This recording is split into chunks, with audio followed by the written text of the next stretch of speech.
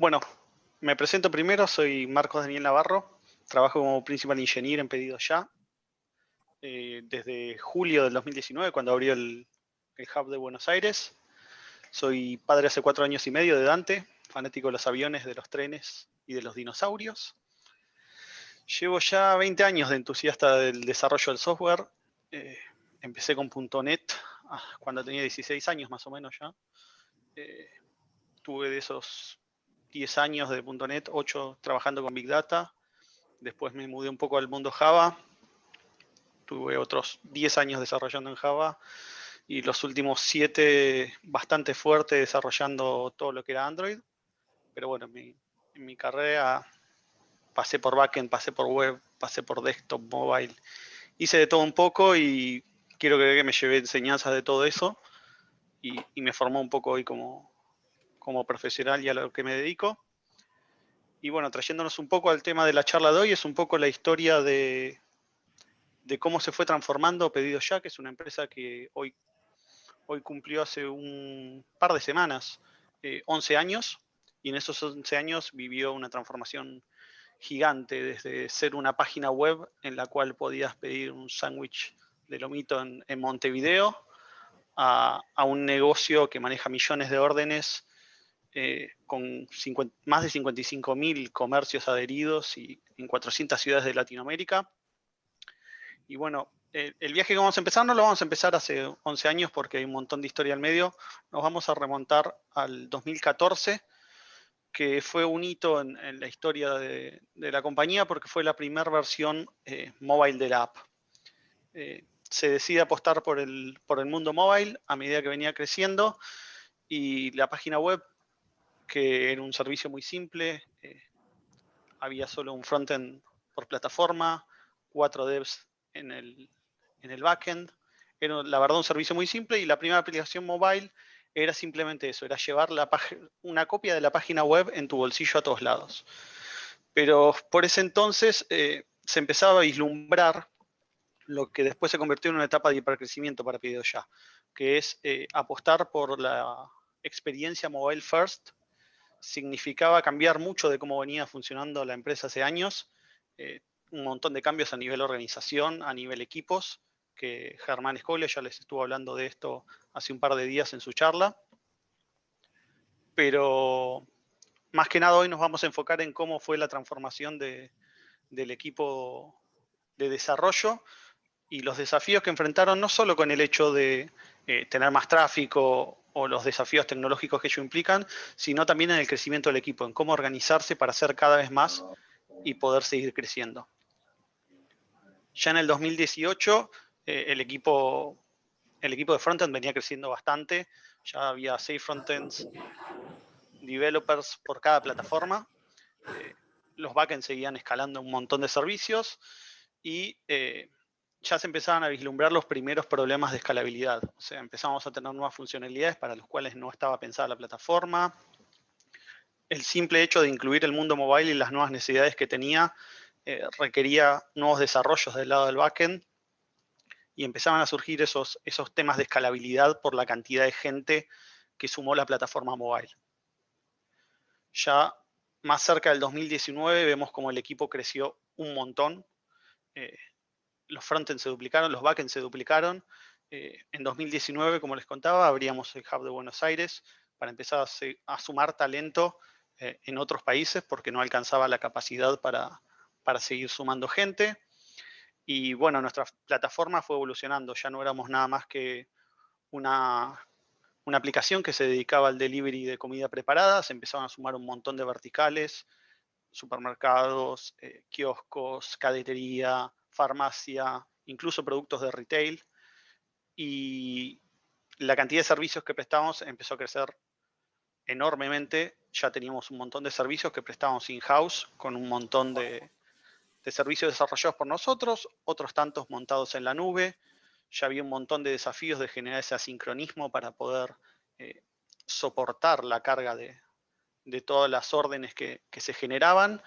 Y en el backend todo fue evolucionando hacia las recetas conocidas, ¿no? Separar los monolitos, empezar a distribuir los equipos y enfocarlos en cosas específicas del negocio. Algunos se dedicaban a la parte de restaurantes, otros se dedicaban a la parte de búsqueda. Se especializaban mucho los equipos de backend para poder soportar las distintas cargas de los nuevos desafíos. Ahora, como el pequeño Billy, ustedes se preguntarán qué pasó con el frontend. Mientras el backend evolucionaba los microservicios y se organizaba para poder seguir escalando, ¿qué estuvimos haciendo en el frontend? Y la verdad es que, para ser sinceros, la urgencia del negocio, la competencia que se empezó a dar con otras compañías, hizo que la necesidad del producto relegase un poco lo que es la capacidad del equipo de poder dedicarle a evolucionar la arquitectura. Y se puede contar un poco mejor con la experiencia que cuentan los mismos developers cuando les preguntaban cómo se sentían trabajando en nuestra plataforma mobile. Y los testimonios buenos no son, pero como podrán ver, a medida que sumamos más gente, empezaban a surgir problemas. En lugar de salir cada vez más rápido, salíamos cada vez más lento, las features tardaban más, empezamos a tener bloqueos entre equipos. Nos pasaba de hacer una feature y no poder salir a producción por una dependencia con otro equipo, por un cambio que hizo otro equipo. Y si bien el mundo web no tenía tantos cambios con respecto al mundo backend, el mundo mobile era un mundo distinto, tenía sus propios problemas, sus problemáticas. El hecho de no siempre tener internet es un desafío que no existía en la época de la página web. Los procesos de release, que tienen sus propios ciclos de aprobación, tienen su propio rollout, el cual muchas veces tarda mucho. Entonces un cambio para resolverlo muchas veces bloqueaba a todos los demás. Y mismo cómo probar los distintos cambios, el mundo de los emuladores, el mundo de los distintos teléfonos y cómo afecta. No estábamos muy preparados para todo eso. Y ahí es cuando nosotros decidimos identificar, ok, ¿por qué es tan distinto trabajar en el mundo backend que en el mundo frontend?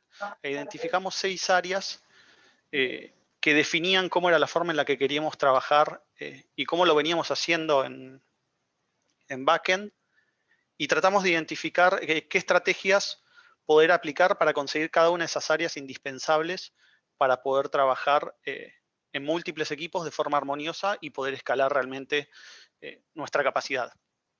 Esas 6 áreas son el ownership, la comunicación y dependencia, la integración continua, la experimentación, la distribución continua y la cultura de la calidad.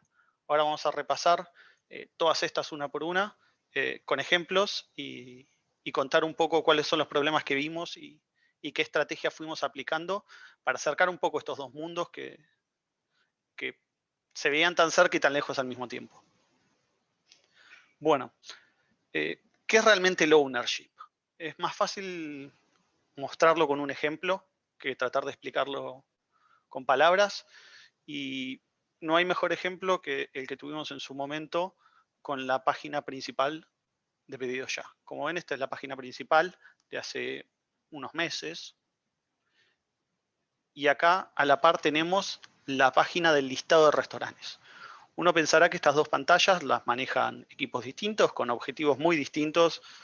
Unos están a cargo de todo lo que es la presentación del usuario a la plataforma, y el otro está muy pensado en una parte del producto en particular, que es pedir comida. Lamentablemente, si bien parecen pantallas distintas, la realidad es que esta, por ejemplo, era la misma pantalla. Teníamos dos equipos trabajando exactamente en la misma pantalla. Un poco la historia de esto es lo que les contaba. El tema de la competitividad, la urgencia de negocio, nos llevó a que fuimos originalmente un sitio para pedir comida, con lo cual la aplicación arrancaba con el listado.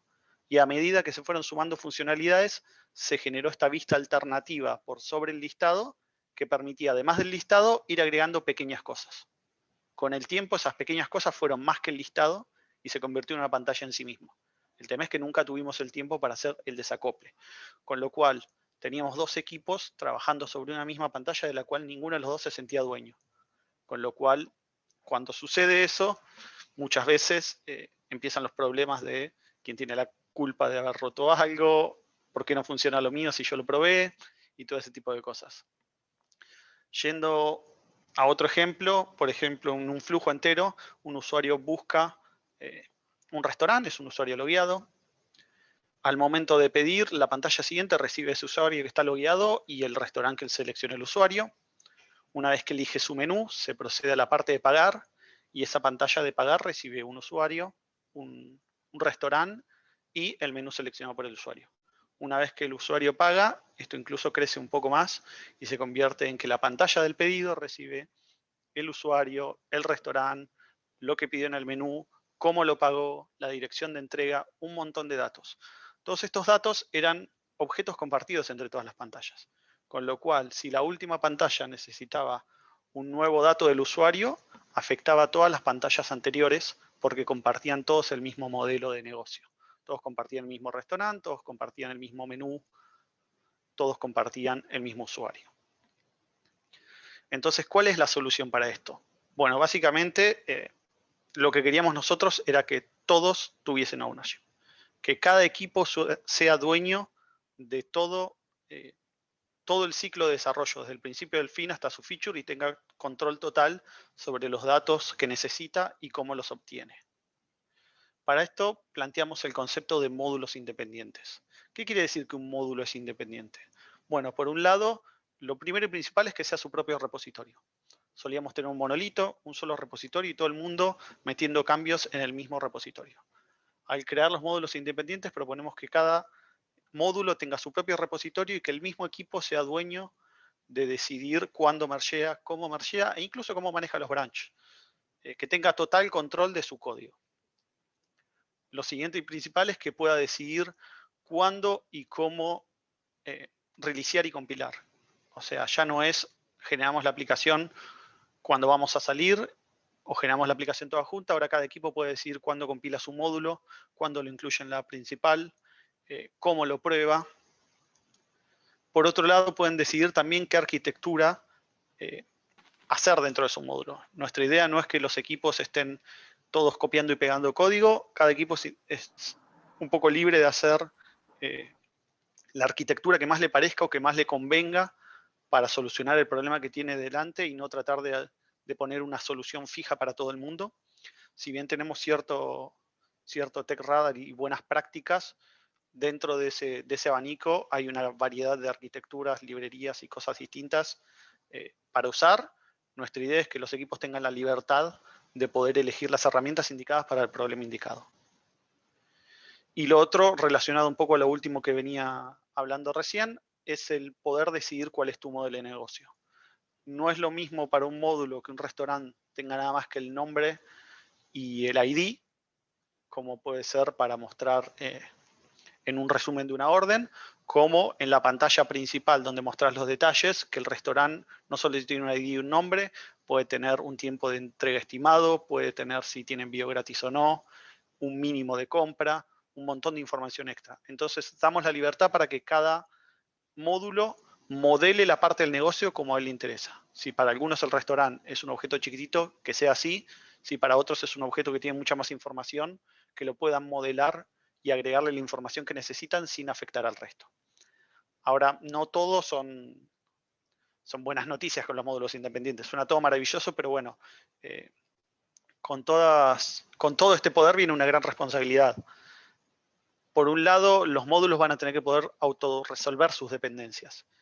Esto quiere decir, yo no puedo depender de otra pantalla que haya cargado datos por mí para poder dibujar mi pantalla, porque la idea de los módulos independientes es que vos puedas llegar a la pantalla desde cualquier lado.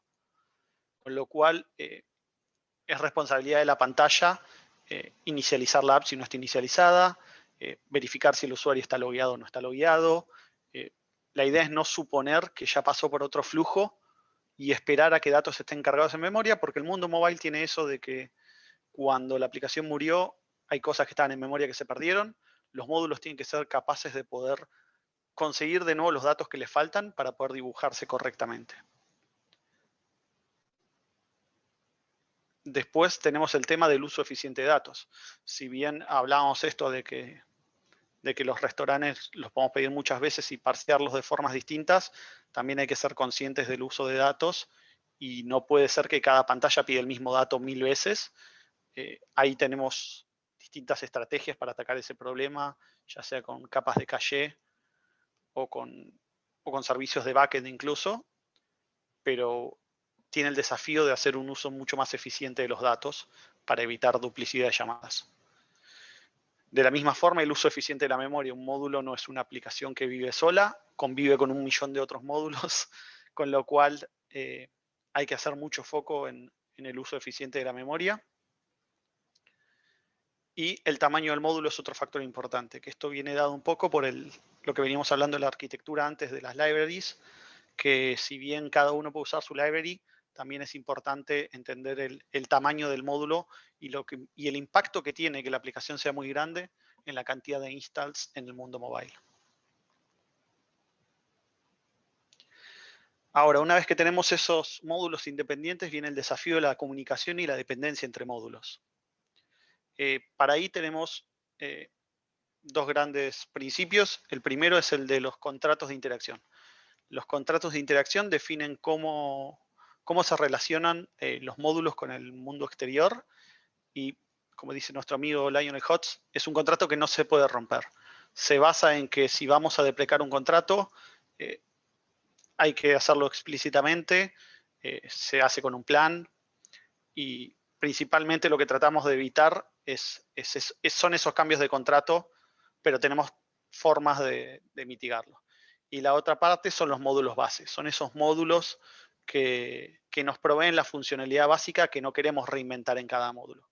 Ahora vamos a hacer un repaso, pero el saber si un usuario está logueado, el obtener la ubicación, muchas cosas que son propias del uso común de la aplicación, están englobadas en unos módulos base, de los cuales los módulos independientes dependen. Hablando un poco de los contratos de interacción, uno de los más claros es la navegación entre módulos. Nosotros nos volcamos por una navegación por deep links y ahí tenemos la regla, por así decirlo, de no mandar más información que la necesaria y en términos generales tratar de mandar IDs y tipos primitivos y no mucha información en los deep links. La idea de esto de que los módulos puedan autorresolverse quiere decir que la pantalla de dibujar estado no necesita tener el objeto del restaurante entero. Con saber cuál es el restaurante, él debería poder ir a los servicios de backend y conseguir toda la información necesaria para poder dibujarse. Con lo cual, el contrato para mostrar un restaurante es simplemente saber el ID del restaurante. Algo similar pasa con el checkout. Al momento de armar el menú, se va armando un carrito en backend y a la hora de dibujar un checkout, que es la pantalla que nos muestra el estado del pedido y los detalles de cómo lo vamos a pagar, lo único que necesitamos para dibujar esa pantalla, o lo único que deberíamos necesitar, es el ID del carrito que queremos pagar. Y finalmente, bueno, una vez que pagamos, se genera un pedido y ese pedido tiene toda la información asociada, con lo cual, para mostrar el detalle de un pedido, ya sea para saber por dónde está o para verlo en el historial, lo único que necesitamos es el ID del pedido. Estos son el tipo de contratos que tratamos de mantenerlos muy simples y muy enfocados en lo que es el negocio, para que exista menos esto de cambiar los contratos porque agregamos un dato, porque sacamos un dato, porque un objeto cambió. Tratamos de mantener los contratos simples para que se puedan cumplir y que lo que cambie sea la implementación.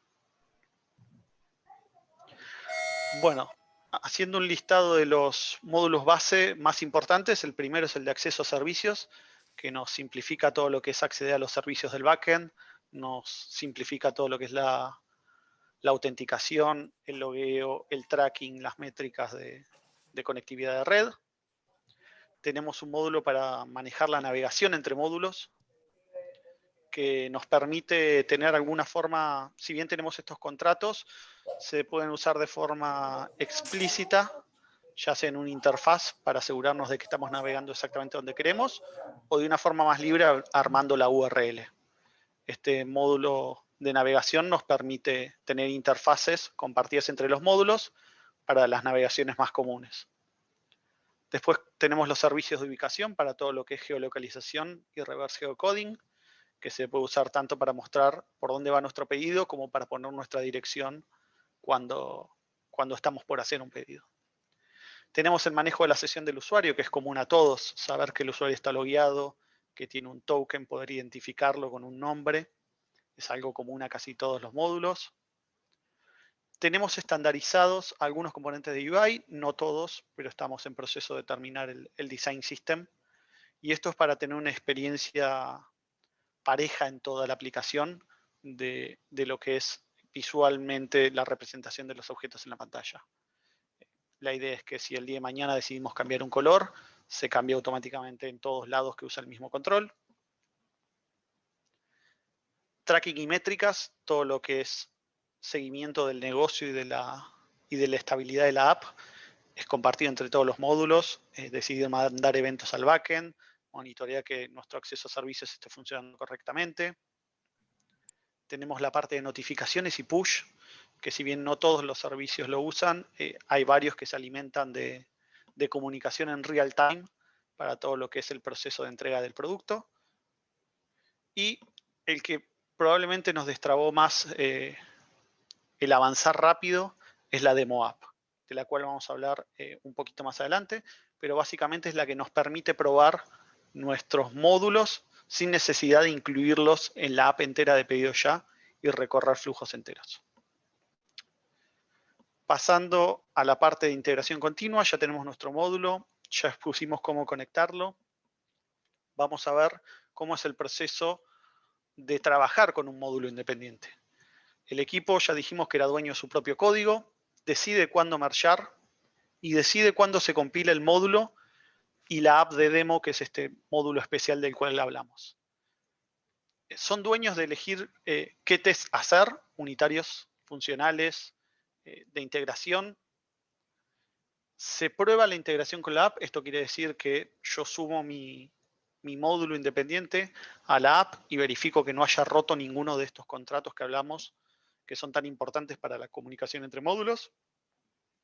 Y después es el equipo el que elige en qué momento sube la versión de su módulo en la app principal.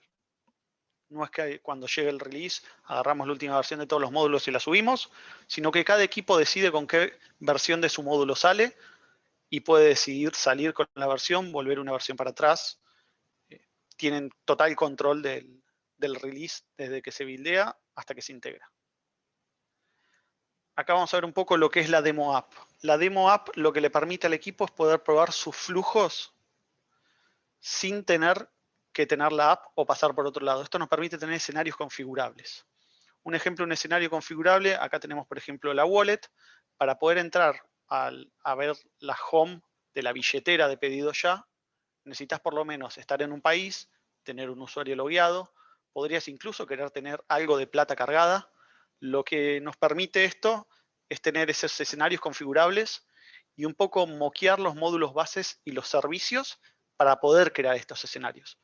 Yo, como dijimos, la sesión es un módulo base.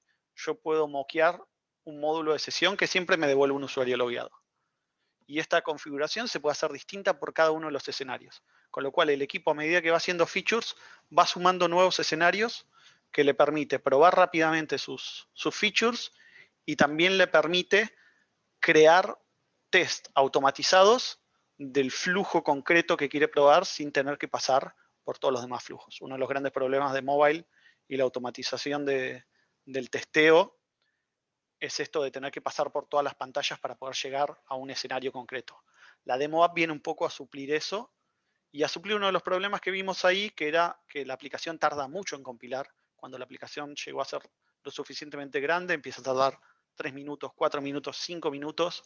La demo app compila solo el módulo, algunos módulos base y pequeñas cosas. En menos de 40 segundos está corriendo en un emulador, lo cual le da un montón de velocidad al equipo para poder iterar rápidamente las features. Pasamos a la experimentación, que es un poco parte del problema que queríamos desbloquear. A los equipos estar tan enganchados unos entre otros, les era imposible experimentar sin afectar a los demás. Nosotros tenemos un framework de experimentación que se llama Fun with Flags. ¿Qué nos permite esto? Nos permite decidir cuándo podemos salir con una feature a los usuarios, independientemente del ciclo de release. Hablamos que el ciclo de release de las aplicaciones móvil muchas veces lleva 1 o 2 semanas, hay tiempo de adopción. hay usuarios que nunca instalan la aplicación. Esto nos permite ir releaseando features independientemente de si están prendidas o no. Nosotros cuando tenemos una feature lo suficientemente probada, la incluimos y podemos decidir salir con la feature apagada y en cualquier momento prenderla. Cuando decidimos prenderla, podemos elegir a quién se la prendemos. Este sistema nos ofrece una segmentación por usuarios en atributos que ya tenemos definidos o en comportamientos de los usuarios y nos permite decir, ok, esta es una feature nueva que queremos probar con los power users, que son los usuarios que piden al menos 3 veces por semana. Nos da esa flexibilidad para poder enfocarnos en usuarios que por ahí nos dan resultados más rápidos para experimentos que queremos iterar muy rápido. También nos deja decidir cómo vamos a implementar esos cambios. Ya puede ser una copia del flujo que ya existe, como puede ser, ok, quiero probar un nuevo checkout en el cual las cosas están totalmente al revés, o incluso decidir cambiar un flujo que termine en otro lado. En lugar de mandarte a la pantalla de gracias por hacer un pedido, mandarte directamente a la pantalla del estado del pedido. También tenemos otras estrategias para experimentar. Cuando necesitamos experimentar realmente muy, muy rápido y la limitación de salir 1 o 2 veces por semana con la app mobile nos impide probar lo suficientemente rápido, experimentamos con la combinación entre nativo y micrositios web. Esto nos permite tener parte de la página web embebida dentro de nuestra aplicación y casualmente al haber decidido navegar con deep links y estos contratos, lo que nos permite es tener una experiencia seamless entre que tengo la home nativa, toco el botón de envíos, voy a una pantalla que en realidad es un micrositio, pero que se ve exactamente igual que el resto de las pantallas. Y cuando termino de cargar todo mi pedido de courier, voy al checkout que vuelve a ser nativo. Toda la parte del micrositio se puede experimentar muy rápido haciendo cambios en el micrositio web sin necesidad de deployar, con lo cual nos permite probar prácticamente decenas de versiones por día sin necesidad de tener un release. Esto solemos hacerlo en los flujos en los que en etapa más experimental estamos. Normalmente después de esto terminamos implementando una versión nativa que ofrece una experiencia mejor para los usuarios y genera más engagement. Otra variante que estuvimos probando ahora es el tener el frontend configurado desde el backend. Estamos experimentando con una nueva home en la cual el backend es el que decide qué componentes se muestran en el frontend. Esto también nos habilita a experimentar un poco más con esos pequeños cambios, como puede ser mover un objeto de lugar o cambiar un banner por otro para poder medir distintas opciones e incluso personalizar para cada usuario la home que quiere ver. Ya llegando un poco hacia el final, tenemos la distribución continua, que habla un poco de este proceso que implica salir a los usuarios. Tenemos nightly builds, todos los días se genera una versión de pedido ya que se llama pedido ya night, que apunta a producción y la tiene instalado todos los developers, prácticamente todo el equipo de tecnología de la compañía, y es la aplicación que uso a la noche para pedir comida. La idea es que la gente experimente las features que está haciendo ni bien se terminaron de mergear y se aprobaron para el siguiente release. Esto nos permite que todo el equipo esté probando constantemente la app y que sean los primeros en probar la feature y detectar los problemas. Una vez que decidimos salir a producción, se genera un release de beta que se le ofrece a todos los empleados de la compañía, sean de tecnología o no. Y es muy importante para nosotros porque nadie quiere que al SEO se le rompa la aplicación de beta antes de salir a producción porque nos va a venir a buscar. Y después sí procedemos con lo que sería un release normal del mundo mobile, que es un stage rollout en el cual se sale una base de usuarios con esta versión ya previamente probada por todos los usuarios de pedido ya, en el cual se va saliendo en un porcentaje y a medida que se monitorea se va decidiendo si se aumenta ese porcentaje de usuarios o no. Finalmente llegamos al full release cuando verificamos que la versión está lo suficientemente estable, releaseamos para todos los usuarios. La cultura de calidad es algo que definimos en el mundo mobile basándonos en todo lo que habíamos aprendido del mundo de backend. Lo separamos en 3 grandes áreas. La primera es testear o morir, que básicamente nos dice que no podemos salir sin tener el código core de nuestro negocio testeado. Los flujos principales, la validación de lo que es la aplicación por defecto. Esto quiere decir, con todos los experimentos apagados, la aplicación tiene que funcionar perfectamente, cosa de que si un experimento falla lo podemos apagar y no frenar un release por un feature que tuvo un problema inesperado. Todo el equipo es responsable de probar las features, desde el developer hasta el equipo de UX, la gente de producto, la gente de data y análisis. Todo el mundo es responsable por toda la feature. Después, el otro punto muy importante que tenemos bien arraigado en el equipo es medir. Medir significa tanto medir la salud de la aplicación como medir la salud del negocio. Tenemos métricas por equipo para medir la calidad. Tenemos objetivos trimestrales de mejora continua de la calidad. No solo tenemos objetivos de negocio, que pueden ser conseguir más usuarios o generar más movimientos en la billetera. También tenemos objetivos de calidad de los servicios, cantidad de bugs, incidentes en producción y ese tipo de métricas para medir la calidad. Y como siempre tenemos boards para todo lo que es la salud del negocio, que nuestras features no infieran en los flujos principales del negocio.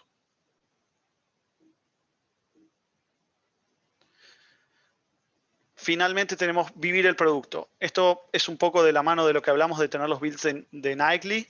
Todos los developers están usando el producto que desarrollamos día a día. La beta build la usa toda la compañía y somos los primeros en probar los features que vamos a sacar a los usuarios. Y es mandatorio hacer un post-mortem de los incidentes que suceden en producción. Ya sea mobile, ya sea web, se hace un post-mortem de todos los incidentes para tratar de encontrar la forma de que la alarma no nos despierte la próxima vez a las 2 de la mañana. Bueno, ¿qué significó todo esto? Llegamos a tener los módulos independientes, llegamos a tener lo que llamamos una aplicación escalable. ¿Qué nos significó esto? Bueno, en 2020 mejoramos la frecuencia de release de la app 2.5 veces. Redujimos el tiempo de salida de las features a producción 4 veces. Redujimos los bugs de los releases 10 veces. La cantidad de bugs que teníamos antes de modularizar era realmente asombrosa. Nos costaba mucho salir. Y nos permitió duplicar el tamaño del equipo de frontend sin generar cuellos de botella. Esto quiere decir que ahora los equipos, cuando se suma un nuevo equipo, puede totalmente estar desacoplado del resto y empezar a trabajar de inmediato sin necesidad de andar aprendiendo las dependencias de cómo funcionan los demás equipos. Y otro factor importante es que le da la libertad a los equipos para seguir innovando e investigar. Esto es principalmente importante porque uno de los mayores problemas en las empresas grandes que se da es esto de que te sentís un número y que estás copiando y pegando soluciones que hicieron otros. Nuestra idea es tener equipos que puedan innovar, que puedan investigar, que puedan encontrar la mejor solución para resolver el problema de negocio que se les plantea. Y bueno, eso fue un poco todo el viaje que nos tocó vivir. Si alguno tiene preguntas, no pude mirar el chat todavía. No, en el ¿Aló? chat no, pero Marcos, pero bueno, si alguien abre el micrófono. Dale. Sí, buenas. Javier, quisiera hacer una pregunta. Sí, Javier, te escucho. Sí, mira, sabes que, bueno, de partida la charla me pareció espectacular. O sea, es donde con mi equipo, con nuestro equipo me gustaría llegar. Y pasa que el gran problema, nosotros somos desarrolladores web y móviles. En el caso de la web, siempre terminamos dependiendo de las cookies, de las sesiones, porque tenemos el gran problema de que no queremos ir a la base de datos cada vez que queremos traer datos del usuario para hacer distintos tipos de preguntas. Escuché yo al principio que tú manejas un caché. ¿Va por ahí más o menos cuando usted, para ese tipo de cosas?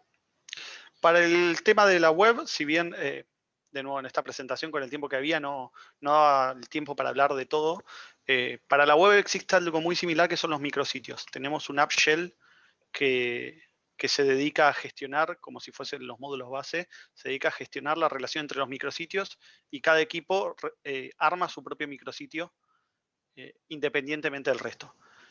Para manejar el tema de la sesión, hoy en día estamos usando un Redis asociado a lo que es la sesión, la cookie. O sea, al final del día necesitas por lo menos una cookie para identificar al usuario con un ID de sesión, pero después todo lo que es información que necesitamos dentro del backend de web, por así decirlo, para procesar y renderizar la página, lo manejamos con un Redis con ese ID de sesión.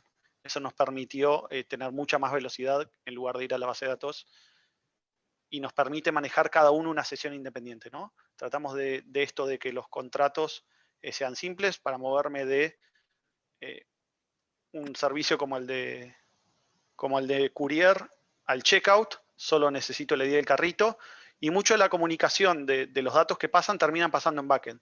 O sea, el hecho de que yo voy creando un carrito al medio y metiéndole ítems del menú es una interacción propia del módulo. Lo que va a pasar es que yo le aviso al siguiente módulo, ok, este es el ID del carrito, y él es responsable de ir a buscar al servicio de backend del carrito los datos que necesita. Entonces, muchas veces el caché puede ser o en la capa de adelante si dos piden el mismo dato, en la capa de caché del browser lo resuelve y simplemente lo parsean distinto, o puede ser información compartida por servicios de backend. Cuando vos te empezás a pasar solo los IDs de las entidades, puedes hacer que dos servicios consulten a un tercer servicio para conseguir los mismos datos. Entonces no tenés la necesidad de ir pasándote datos. Simplemente te apoyás en un tercer servicio para guardar esos datos. Entiendo. Gracias. No hay por qué. Dani Dos Santos pregunta, para el desarrollo de componentes UI UX, ¿lo trabajaron como un solo proyecto que los demás equipos de cada UI utilizaban o cada equipo desarrollaba sus componentes UI UX? En principio empezamos con que cada equipo desarrollaba los suyos y, como decía, esto de mantener la cultura de tener un equipo de Android, o sea, cuando empezás a tener un montón de equipos distribuidos, multidisciplinarios, pasa esto de que quedan uno o dos developers separados en un equipo trabajando en una parte del negocio y se sienten muy desacoplados de todo el resto de los Android developers, porque cada uno está viendo problemas distintos. En principio muchas veces los atacan por separado. Lo que solemos hacer es cuando empiezan a surgir componentes iguales, y los vemos durante alguna de las reuniones semanales que tenemos de equipo, o surge porque alguien lo necesita y pregunta si ya está hecho, solemos unificarlos y llevarlos a este módulo base de componentes UI. Pero ahora estamos yendo hacia Atomic Design, con lo cual vamos a diseñar lo que se llaman los átomos y las moléculas de los componentes, que son las pequeñas partes que componen a los componentes más grandes, y lo más probable es que eso sí lo trabajemos a nivel UI UX para definir primero los componentes principales, como puede ser un botón, un radio button, los bordes, los márgenes, todas esas cosas generales, definirlas sí más macro y en ese componente compartido, pero después los equipos tienen un poco la libertad de si necesitan algo custom hacerlo, si necesitan una composición nueva, componerlo ellos en otras moléculas.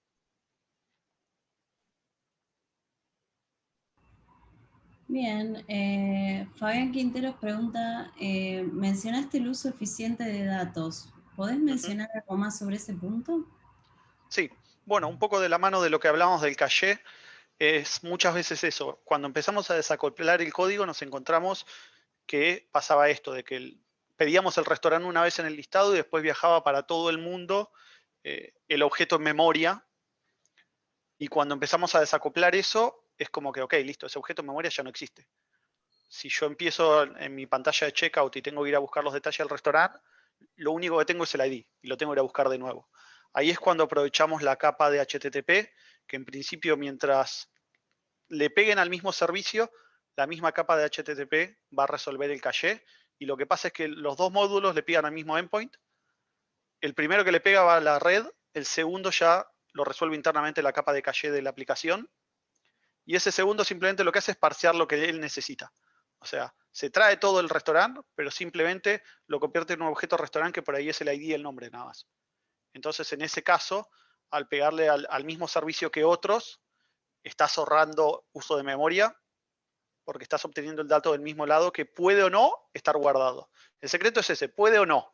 Si no está, el módulo va a terminar yendo a la red y a buscarlo porque nadie más lo fue a buscar, pero el solo hecho de buscarlo ya habilita que si a otros le pegan al mismo endpoint, esa llamada es gratis, por así decirlo.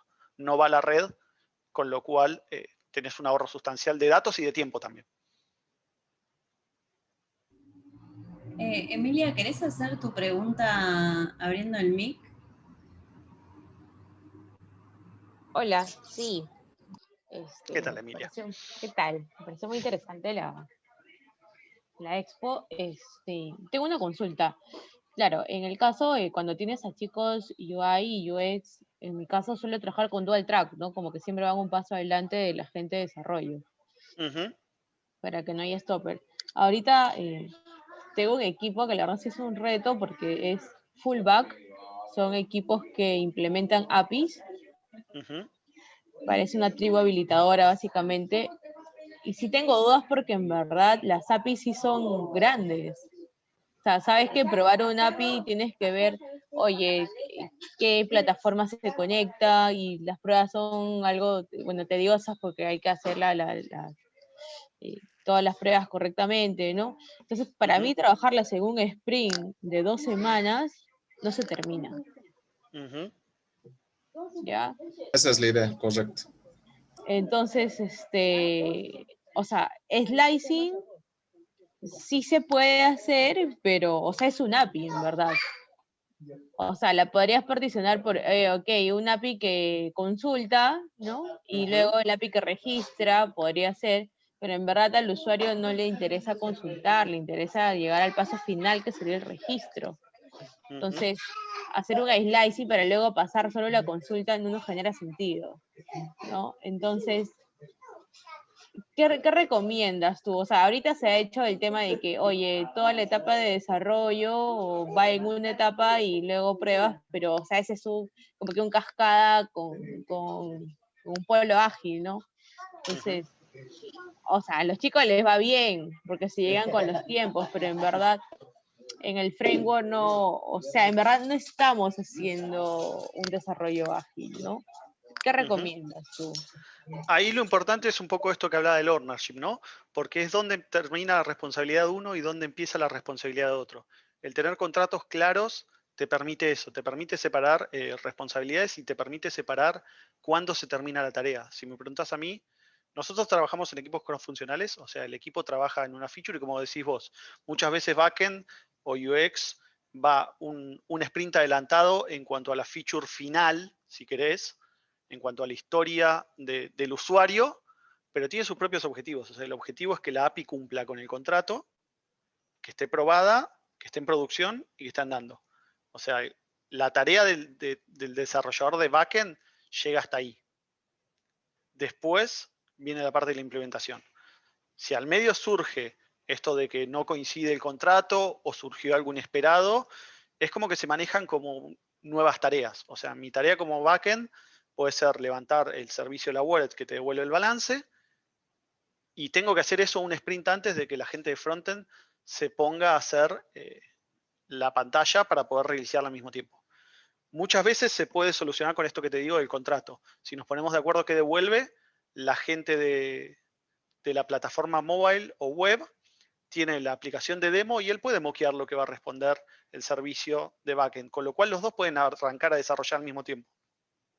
Pero tenemos esto de que todo el equipo se junta al principio de la feature, nos ponemos de acuerdo qué tiene que hacer cada uno, quién bloquea a quién y qué cosas necesitamos poner en común para poder arrancar a trabajar y desbloquearnos. Si necesitamos sentarnos un día a definir cómo va a ser la respuesta, nos sentamos.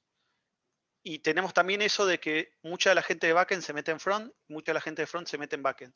O sea, nos interesa que la gente sepa cómo funciona la otra parte para que sepa también qué potenciales limitaciones puede tener. Cuando uno pide un dato que sabemos que no está en nuestra API, por ahí fuerza al equipo de backend a buscarlo por detrás, o termina como un requerimiento no esperado de que el frontend le tiene que pegar una segunda API para conseguir un segundo dato. Tratamos de limar todas esas asperezas en una etapa inicial, cuando hacemos un chequeo de la feature toda junta, ya sea de lo que requiere de datos por detrás, de cómo se va a ver de cara al usuario, flujos de errores. Hacemos una revisión de la feature al principio bastante exhaustiva para tratar de encontrarnos con la menor cantidad de blockers posibles. De hecho, muchas veces lo que terminamos haciendo es sacando una lista de blockers y definimos riesgos de hasta dónde podemos avanzar sin resolver esos blockers. Si muchas veces dependemos de un equipo de terceros, decimos, ok, todo esto lo podemos ir desarrollando porque igual no importa cómo se resuelva esto, es por este lado, pero al mismo tiempo vamos haciendo seguimiento de los blockers para que no nos pasen cosas inesperadas al medio, de que, ok, listo, llegué hasta acá y resulta que era todo al revés. Tratamos de minimizar esas cosas. Sabemos que en el mundo del desarrollo pasan, pero es un poco anticiparse a eso. Y lo anticipamos haciendo que el equipo esté todo más junto, juntando los frontend con los backend, que definan juntos las APIs. No es que el equipo de backend define la API y se la tira por la cabeza al de frontend. Se sientan y la definen juntos. Le dicen, che, yo, mira, este dato no lo puedo conseguir. Ok, déjame ver si lo podemos conseguir de otro lado. ¿Por qué no intentás de esta forma? Hay mucha comunicación entre el equipo de backend y de frontend para limar todas esas asperezas. Bacán. La diferencia nomás es que en mi equipo solo son backend. O sea, solo entregamos backend a otro squad que está en otra tribu. O sea, mi equipo solo son backends. Bueno, Y ahí si probamos lápiz a nivel de servicio. mi recomendación es juntarse quizás más a nivel roadmap y a nivel qué se espera antes de escribir una API que devuelve algo. Conviene saber a quién se lo vas a devolver. O sea, muchas veces cuando pensás una API genérica, haces una API genérica y que se conecte el que quiera como pueda, pero cuando trabajás en un producto, como en el caso nuestro, que es un producto muy cerrado, o sea, somos nuestros propios clientes básicamente, te fijas realmente quién te va a consumir y en base a eso tomas decisiones. Te juntás periódicamente, le preguntás qué features va a ir necesitando. Nosotros tenemos equipos que ofrecen features globales, como el de Wallet. El de Wallet es una feature que se hace en Berlín y le provee a las billeteras de pedido ya, pero como le provee a la de pedido ya, le provee un montón de otras billeteras de aplicaciones similares en el mundo. Y ellos todos los quarters se juntan con todos los equipos y le preguntan en qué feature están trabajando, qué es lo próximo que se viene, si tienen cosas que quieran pedir para cambiar, qué problemas tuvieron a la hora de implementar. Es tener ese feedback continuo con tus propios clientes, por así decirlo. Eso te mejora a la hora de encontrarte problemas de integración más adelante. Bien, estamos ya en horario. Sí, gracias, Marcos. Les No, invito, mejor. había alguna pregunta más en el chat, así que les invito a encontrarse en el canal de Discord de Software Crafters, donde quieran. Hay unos canales de audio donde se pueden encontrar de manera presencial. Mil gracias, Marcos, por tu Dale. sesión en este Yo me Ágiles. quedo en el Discord, si quedó alguno, me quedo en el Discord y seguimos ahí. Buenísimo, hay unos mensajes en chat agradeciéndote también. Bueno, a los que quieran estar en la próxima sesión que sucede en esta sala, les pedimos por favor que se vuelvan a sumar en unos minutitos, así siempre decimos reacomodamos las sillas y ordenamos un poquito todo. Muchas gracias a todos, espero lo hayan disfrutado y sigan disfrutando de las charlas que quedan. Gracias, Marcos. Gracias, Nos Marcos. vemos.